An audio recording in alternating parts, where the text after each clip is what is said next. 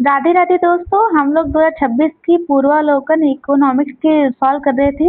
उसमें से हम लोगों ने गरीबी और बेरोजगारी से किसी जितने भी क्वेश्चन आए हुए हैं उनको हम लोग सॉल्व कर रहे थे। हम लोगों ने 96 तक क्वेश्चन सॉल्व कर लिए थे और बच्चे कुछ जितने भी क्वेश्चन है ये आज लास्ट क्लास होगी। आगे 2 क्लास हो चुकी हैं।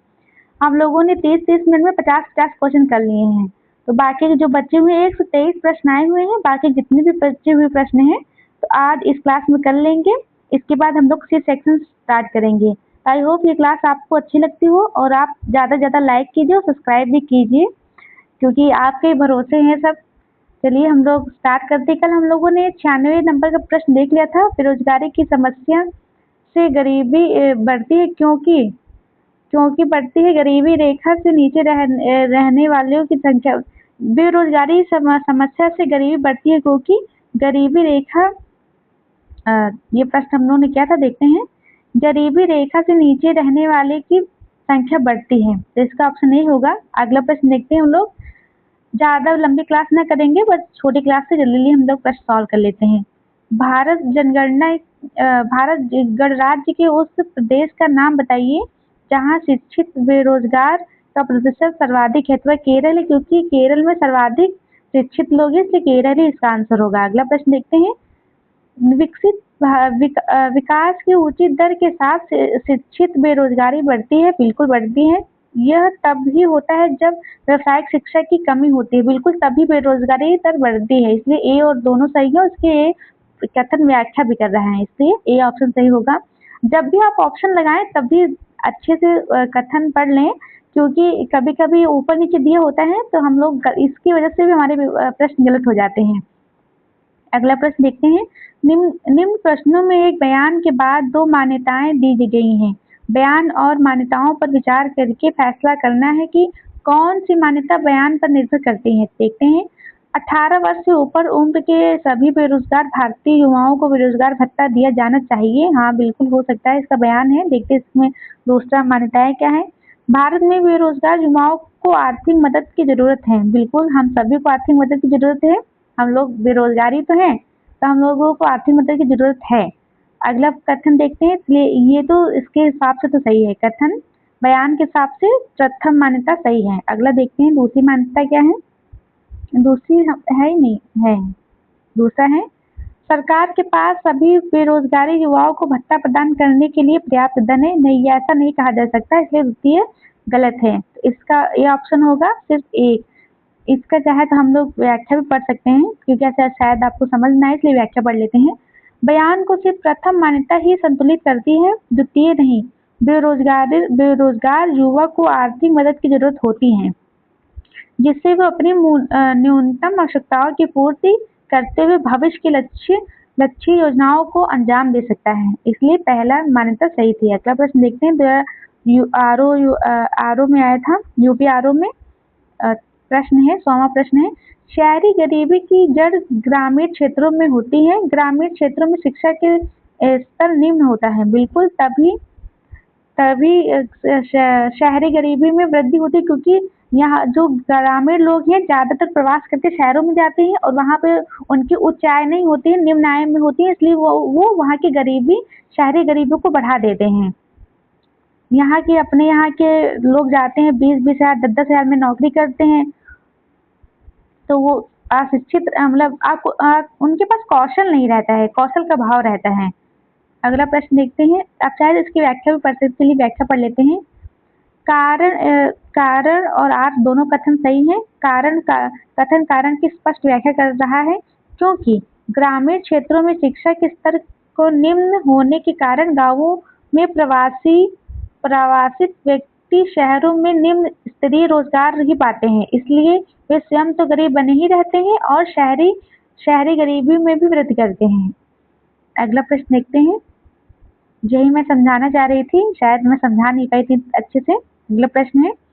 वर्ष 1999-2000 में नगर क्षेत्र में प्रति 1000 में रोजगार प्राप्त पुरुषों की संख्या के अनुसार निम्नलिखित राज्यों के नाम अवरोही क्रम में डिसेंडिंग ऑर्डर में प्रस्तुत करना है। तो सबसे पहले है असम। फिर आएगा असम, सब नहीं है, पहले सबसे पहले पश्चिम बंगाल, सबसे पहले पश्चिम बंगाल, फिर आएगा असम, फिर नागालैंड, फिर मेघालय। चलिए हम लोग सीधा सा इसकी व्याख्या पढ़ लेते हैं। वैसे करंट से संबंधित था तो ये आना तो नहीं चाहिए। आवधिक श्रम बल सर्वेक्षण रिपोर्ट 2023-24 के अनुसार निम्न विकल्पगत राज्यों का अवरोही क्रम निम्न है। पहले असम है, फिर पश्चिम बंगाल, फिर नागालैंड, फिर मेघालय। पहले असम, फिर पश्चिम बंगाल, फिर नागालैंड, मेघालय। ये नई रिपोर्ट के अनुसार है, आप लोग नई रिपोर्ट के अनुसार ही याद रखिए। पहले कौन है? असम, फिर पश्चिम बंगाल, फिर नागालैंड, फिर मेघालय। अगला प्रश्न देखते हैं। 1994 और 2007 के दौरान भारत में संगठित क्षेत्रों में रोजगार समृद्धि है में गिरावट आई है। कब गिरावट आई होगी? तो ये तब का प्रश्न तो 8 में पूछा गया था, ये रिपोर्ट आई होगी तभी ये प्रश्न पूछा गया है। देखते हैं। आर्थिक सर्वेक्षण 2009-10 के अनुसार वर्ष 1994 से 2007 के दौर भारत में संगठित क्षेत्रों में रोजगार में वृद्धि में गिरावट दर्ज की गई, जो मुख्य रूप से सार्वजनिक संगठित क्षेत्रों के रोजगार में गिरावट का परिणाम था। अगला प्रश्न देखते हैं। ऐसे प्रश्न रिपीट होने की संभावना बहुत कम होती है क्योंकि करंट से संबंधित होती हैं। भारत में अधिकांशतः बेरोजगारी है, अधिकांशतः बेरोजगारी संरचनात्मक है। इसकी व्याख्या पढ़ लेते हैं। भारत सहित विकासशील देशों में अल्प विकसित देशों में पाई जाने वाली अधिकांश बेरोजगारी संरचनात्मक होती है। संरचनात्मक बेरोजगारी का मुख्य कारण व्यक्तियों में रोजगार के अनुरूप कौशल न पाए जाना होता है। अर्थव्यवस्था के ढांचे का पिछड़ापन, सीमित पूंजी उपलब्धता एवं श्रम का बहुल्य आदि भी संरचनात्मक बेरोजगारी के प्रमुख कारण हैं। अगला प्रश्न देखते हैं। प्रच्छन्न बेरोजगारी का अर्थ है, तो प्रच्छन्न बेरोजगारी का अर्थ है श्रम की सीमतता, उत्पादकता शून्य होना। ये प्रच्छन्न बेरोजगारी ज्यादातर कृषि क्षेत्र में पाई जाती है। जैसे 1 हेक्टेयर कृषि में 1 लोगों की जरूरत है, 1 लोग के द्वारा जितना काम किया जाएगा, मान लिया 5 कुंटल गेहूं उत्पादित होते हैं और इसी में 1 लोग भी उतना ही उत्पादन कर पाते हैं। अगर इसमें 10 लोग लग जाए तब भी उत्पादन उतना ही होगा। इसी को प्रच्छन्न बेरोजगारी कहते हैं, जहाँ पर उत्पादकता शून्य हो। अगर 1 लोगों के द्वारा 5 कुंटल उपजाया जा रहा है, 10 लोग अगर हो तो उससे वृद्धि बढ़ जानी चाहिए थी, लेकिन उतना नहीं होता, इसलिए इसको प्रच्छन्न बेरोजगारी कहते हैं। अगला प्रश्न है, चाहे तो इसका हम लोग सही अच्छे से व्याख्या भी पढ़ लेते हैं। चलिए पढ़ ही लेते हैं। ऐसा श्रमिक जो ऊपर से देखने में तो रोजगार में लगे रहते हैं पर वास्तव में रोजगार में नहीं होते हैं, क्योंकि उनसे प्राप्त होने वाला सीमांत उत्पादकता शून्य है। अर्थात यदि उन्हें कार्य से बाहर कर दिया जाए तब भी कुल उत्पादकता में कोई कमी नहीं होगी। अतः बेरोजगारी को जो वास्तव में होती तो है परंतु दिखती नहीं है, वो प्रच्छन्न बेरोजगारी कहते हैं। भारतीय कृषि में पाने जाने वाली यह बेरोजगारी एक गंभीर समस्या है।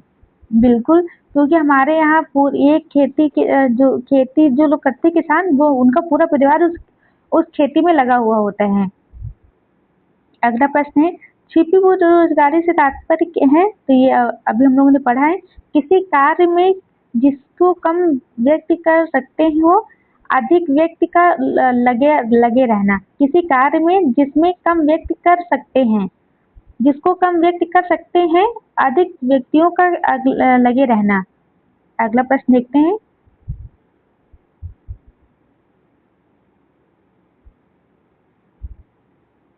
प्रच्छन्न बेरोजगारी का समानता अर्थ होता है, अभी हम लोगों ने देखा, श्रमिक की सीमांत उत्पादकता शून्य है।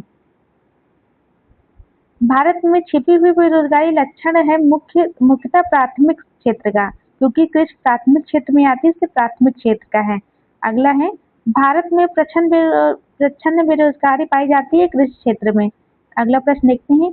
भारत में छिपी हुई बेरोजगारी मुख्य रूप से संबंधित है, अभी हम लोगों ने देखा था, कृषि क्षेत्र में है, ग्रामीण क्षेत्रों में है और विनिर्माण क्षेत्र में। ए और 2 में तो बिल्कुल है, बिल्कुल डी आंसर सही होगा, ताकि शहरी क्षेत्रों में नहीं है, विनिर्माण क्षेत्रों में भी नहीं है। अगला प्रश्न देख लेते हैं। आप चाहे तो इसकी व्याख्या पढ़ सकते हैं, लेकिन व्याख्या पढ़ने की जरूरत है नहीं। वर्ष के अधिकांश हिस्सों में बेरोजगार रहने वाले व्यक्तियों की संख्या को कहा जाता है। वर्ष में अधिकांश हिस्से में बेरोजगार रहने वाले व्यक्तियों की संख्या को कहा जाता है, उसको कहा जाता है समान स्थित बेरोजगारी। इसकी हम लोग परिभाषा पढ़ लेते हैं, क्योंकि परिभाषा से भी प्रश्न आ सकते हैं। चलिए हम लोग परिभाषा पढ़ लेते हैं इसकी। समान स्थित बेरोजगारी, यह सर्वेक्षण की तारीख से पहले पिछले 365 दिन मतलब एक साल में किसी व्यक्ति को कार्य की स्थिति को प्रदर्शित करता है। एक साल में किसी व्यक्ति के द्वारा कितना काम किया गया ये प्रदर्शित करता है। यदि कोई व्यक्ति वर्ष में अधिकांश दिन कितने 183 दिन या उससे अधिक तक कार्य नहीं करता तो उसे समान स्थिति में बेरोजगार कहते हैं। सामान्य बेरोजगारी दर क्रॉनिक बेरोजगारी को प्रदर्शित करती है, क्योंकि वे सभी लोग जो सामान्य रूप से बेरोजगार हैं उन्हें बेरोजगारी की श्रेणी में रखा जाता है। अगला प्रश्न देखते हैं। भारत में बेरोजगारी मापन की निम्न में से कौन सी अवधि ANSSO द्वारा प्रयोग में नहीं लाई जाती है? तो ये नहीं लाई जाती है चालू मासिक स्तर, बाकी चालू दैनिक स्तर भी है और चालू साप्ताहिक स्तर और सामान्य प्रमुख स्तर। ये तीन ही ऐसी विधियां हैं जिसके द्वारा बेरोजगारी का मापन किया जाता है NSSO द्वारा। चलिए हम इसको पढ़ लेते हैं। अभी हम लोग ने सामान्य प्रमुख स्तर देखा था, अब हम लोग इसको चालू साप्ताहिक स्तर देख लेते हैं। इस विधि के अनुसार यदि कोई व्यक्ति सर्वेक्षण सप्ताह में एक दिन में कम से कम 1 घंटे का भी लाभदायक कार्य नहीं करता, जबकि वह कार्य के लिए उपलब्ध है या कार्य खोज रहा है, तो उसे बेरोजगार माना जाएगा। मतलब एक सप्ताह में अगर आपको 1 घंटे का भी काम मिल गया तो आप बेरोजगार नहीं हैं, आपके पास कार्य है। अगर 1 घंटे का भी कार्य नहीं मिला तो आप चालू साप्ताहिक स्तर पर बेरोजगार हैं। अब दैनिक स्तर में देखते हैं। इस विधि के अनुसार यदि कोई व्यक्ति सर्वेक्षण सप्ताह में 1 दिन का भी रोजगार नहीं पाता है, जबकि वह कार्य हेतु उपलब्ध रहा है, तो उसे बेरोजगार माना जाएगा। अगला देखते हैं। भारत में बेरोजगारी के आंकड़े 31 में प्रकाशित करता है NSSO प्रकाशित करते हैं। अगला प्रश्न देखते हैं। ज्यादा प्रश्न नहीं बचे हैं, जल्दी हम लोग देख लेंगे, आराम से करते हैं प्रश्न। और क्लास कैसी है आप बताइएगा, क्या सही करना है ये भी बताइएगा, और आपको क्या चाहिए अगले नेक्स्ट कौन सब्जेक्ट चाहिए ये भी बताइएगा। तो ये तो करंट का क्वेश्चन था, इसलिए इसको नहीं करते हैं। चलिए इसको पढ़ लेते हैं। प्रश्न तो निम्नलिखित में से किस क्षेत्र की वृद्धि दर की रोजगार प्रत्याशा बहुत कम है? इसके हिसाब से तो मिश्रित खेती की है। अब न्यूनतम आंकड़े के हिसाब से देखते हैं। इसमें सभी क्षेत्र हैं, कृषि, विनिर्माण और वित्तीय एवं रियल एस्टेट और निर्माण। इसमें तो कृषि है इसके अनुसार। चलिए हम लोग अगला देखते हैं। निम्नलिखित में से कौन सा एक बेरोजगारी के लिए उत्तरदायी नहीं है? निम्नलिखित में से कौन सा एक बेरोजगारी के लिए उत्तरदायी नहीं है? कौशल का अभाव तो बिल्कुल है, तीव्र जनसंख्या भी है, प्रति व्यक्ति आय में वृद्धि नहीं, ये नहीं है। बाकी जनशक्ति नियोजन का अभाव ये भी है, ये नहीं है सिर्फ, इसलिए ऑप्शन सी सही होगा। अगला प्रश्न देखते हैं। कार्मिकों का जनसंख्या से अनुपात को परिभाषित किया जाता है। तो ये परिभाषित करते थे कुल जनसंख्या में नियोजित व्यक्तियों का प्रतिशत। अगला प्रश्न देखते हैं।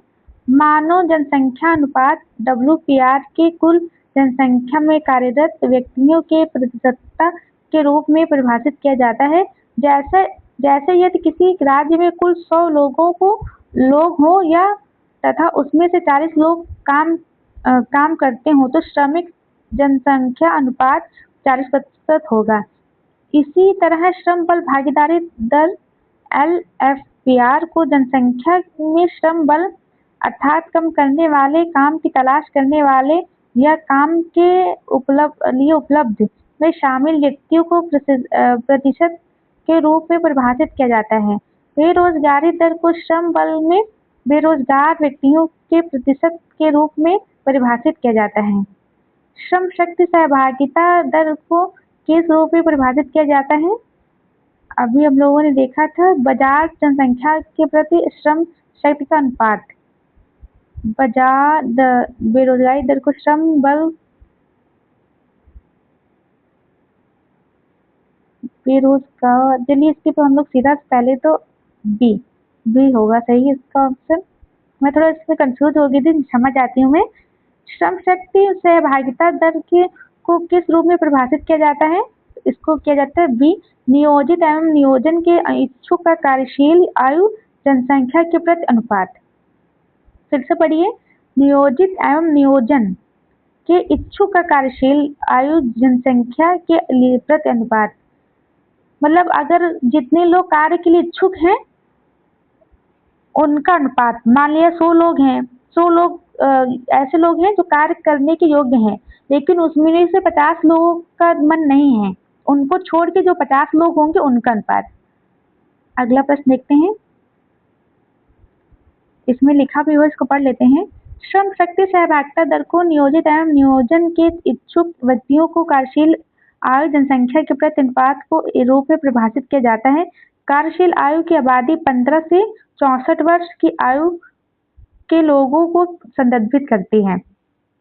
अगला प्रश्न देखते हैं, वार्षिक PLFS 2023-24 रिपोर्ट के अनुसार वर्ष 2021-22 के दौरान बाद से शहरी महिलाओं की तुलना में ग्रामीण महिलाओं की श्रम बल भागीदारी दर में अधिक वृद्धि हुई।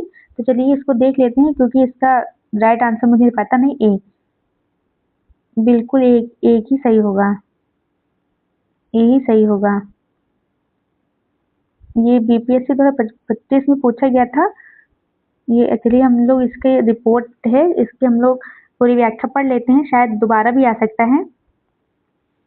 प्रश्न है, वार्षिक रिपोर्ट आवधिक श्रम बल सर्वेक्षण 2023-24 के अनुसार वर्ष 2021-22 में सभी उम्र की ग्रामीण महिलाओं की श्रम बल भागीदारी दर 27.2% थी, वर्ष 2023-24 में बढ़कर 35.5% हो गई। कितनी हो गई? 27 से 35 हो गई। इसी अवधि के दौरान सभी उम्र की शहरी महिलाओं की श्रम बल भागीदारी दर क्रमशः 18% से 22% दर्ज की गई। 18 से 22 मतलब इससे कम वृद्धि दर हुई। अतः वर्ष 2021-22 में के बाद से शहरी महिलाओं की तुलना में ग्रामीण महिलाओं में श्रम बल भागीदारी दर में अधिक वृद्धि हुई। देश में 36 राज्यों केंद्र शासित प्रदेशों में से 24 राज्य केंद्र शासित प्रदेशों में कार्यबल भागीदारी दर सभी उम्र के लिए राष्ट्रीय औसत 43 से ऊपर है, जबकि 12 राज्यों केंद्र शासित प्रदेशों में यह राष्ट्रीय औसत से नीचे दर्ज है। अतः 33% राज्यों केंद्र शासित प्रदेशों में WPR राष्ट्रीय औसत से नीचे है।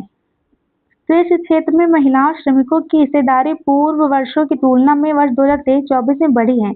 यह वर्ष 2017-18 में 57% बढ़कर 2021-22 में कितनी हो गई है? 62% था, और वर्ष 2023-24 में 64 हो गया। मतलब कि 2018 में 57, 2022 में 62 और 2023-24 में 64 हो गई है।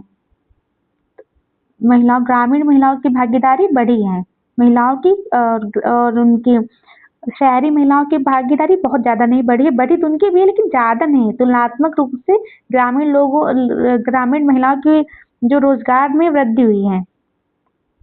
अगला प्रश्न देख लेते हैं, ये भी उसी रिपोर्ट से है। PLFS 2023-24 के अनुसार निम्नलिखित में से कौन सा कथन बिहार में महिलाओं के बीच रोजगार की प्रकृति का सबसे अच्छा वर्णन करता है? इसमें देखते हैं, अधिकांश महिला स्वनियोजित हैं जो अक्सर घरेलू उद्यमों में सहायक के रूप में काम करती हैं। तो बी इसका ऑप्शन सही होगा।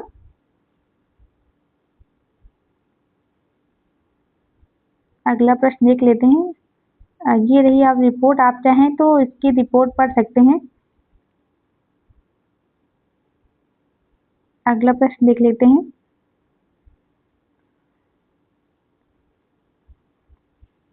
नीचे दो कथन दिए गए, कथन देखते हैं।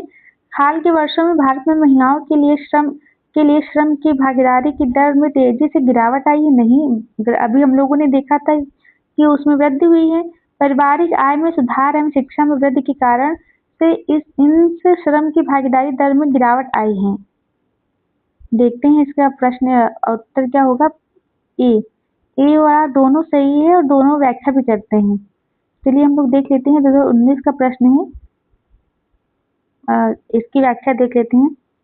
प्रश्नकाल के विकल्प ए सही उत्तर था, लेकिन आवधिक श्रम बल सर्वेक्षण की रिपोर्ट की वार्षिक रिपोर्ट जुलाई 2023-24 के अनुसार 15 वर्ष एवं उससे अधिक उम्र के संदर्भ में समान स्थिति पर पुरुष एवं महिलाओं की भागीदारी दर में वृद्धि प्रदर्शित की गई है। तो ये 2023-24 की रिपोर्ट, जो नई रिपोर्ट है ना, उसके अनुसार वृद्धि दर्ज की गई है।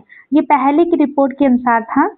ये जो 2016, 17, 18 में आई थी ना, ये उसके अनुसार प्रश्न पूछा गया था 2019 में, इसलिए ये इसको मत याद करिएगा। अब हम लोग जो नई रिपोर्ट हम लोगों ने पढ़ी है उसके अनुसार याद करिएगा। महिलाओं की भागीदारी क्या हुई, वृद्धि हुई है। अगला देखते हैं। इसके अलावा शहरी ग्रामीण क्षेत्रों के मध्यम काफी भिन्नताएं हैं। महिलाओं के श्रम बल में भाग लेने का निर्णय विभिन्न आर्थिक सामाजिक कारणों का परिणाम है, जो घरेलू एवं समष्टि दोनों स्तर पर लागू वैश्विक परमाणु के आधार पर कुछ सबसे महत्वपूर्ण कारकों में शिक्षा प्राप्ति, प्रजनन दर, आय विवाह, आर्थिक विकास, चक्रीय प्रवाह, शहरीकरण शामिल हैं। अगला आगे देखते हैं। इन कारकों के अलावा सार्वजनिक क्षेत्रों में महिलाओं की भूमिका को निर्धारित करने वाले सामाजिक मानदंड भी परिमाणों को प्रभावित करते हैं। भारत में महिलाओं के लिए श्रम बल भागीदारी दर में गिरावट के प्रमुख कारण निम्न हैं। युवा महिलाओं के शैक्षिक नामांकन में वृद्धि, रोजगार के अवसरों में कमी तथा घरेलू आय में वृद्धि आदि। अगला देखते हैं। अगला प्रश्न देखते हैं। राष्ट्रीय प्रतिदर्शन सर्वेक्षण कार्यक्रम तो NSO के अनुसार 2017-18 से 2023-24 में तक महिलाओं श्रम बल भागीदारी दर में कितने प्रतिशत की वृद्धि हुई? अभी हम लोगों ने देखा था 23% से 33% तक हुई थी। अगला प्रश्न देखते हैं। आप चाहे तो इसकी व्याख्या पढ़ सकते हैं। देखिए, इस एक रिपोर्ट से बिहार BPSC ने कितनी बार, 3 बार प्रश्न पूछा। एक देखिए 2024 में आया और 2 अभी हम लोगों ने देखे थे 2025 में आए थे। एक ही रिपोर्ट थी, इसी रिपोर्ट से पूछे गए थे। अगला प्रश्न देखते हैं। इसलिए कहते हैं घटना चक्र सॉल्व करके जानी चाहिए। भारत में राष्ट्रीय न्याय दर्शन सर्वेक्षण 2011-12 के अनुसार चालू दैनिक स्थित बेरोजगारी दर क्या थी? तो ये थी 5.5%, लगभग 5.6%। अगला प्रश्न देखते हैं। जो 23-24 के अनुसार देखते हैं। अद्यतन अवधि श्रम बल सर्वेक्षण PLFS पर वार्षिक रिपोर्ट 2023-24 जुलाई 2024 में 15 वर्ष तक एवं उससे अधिक उम्र के संदर्भ में भारत में समान स्तर पर बेरोजगारी दर 3.2%, मतलब लगभग 3% के स्तर पर है। वर्ष 2023-24 में यह 3.2% ही दर्ज की गई थी, जबकि वर्ष 2021-22 में यह 4.1% दर्ज की गई। वर्तमान में कितनी है? वर्तमान के हिसाब से याद रखिए 2.2, 3.2 मतलब 3.2 मतलब लगभग 3 पॉइंट याद रखिए। सब बोलने में थोड़ा अटपटा हो जाता है, सॉरी।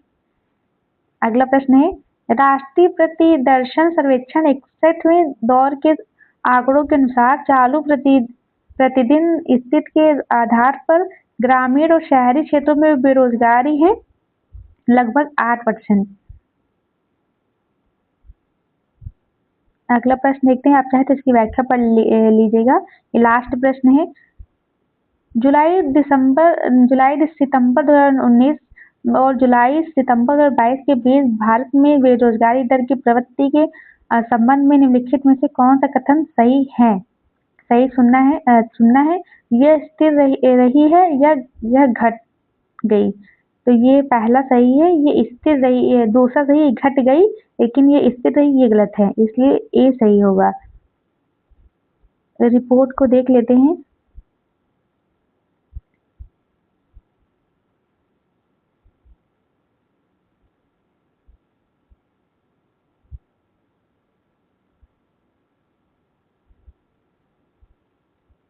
सितंबर 2024 में जारी आंकड़ों के अनुसार समान स्थिति PS प्लस SS में जुलाई 2023 जून 2024 के दौरान 15 वर्ष से उससे अधिक उम्र के व्यक्तियों के लिए बेरोजगारी दर 3.2 रही।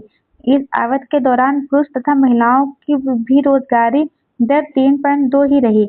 अगर वर्ष 2022-23 से वर्ष 2023-24 के संदर्भ में बेरोजगारी दर की तुलना की जाए तो व्यक्तियों के संदर्भ में यह स्थिर रही, जबकि पुरुष के संदर्भ में यह घटी है तथा महिलाओं के संदर्भ में इसमें वृद्धि हुई है। अगला प्रश्न देखते हैं।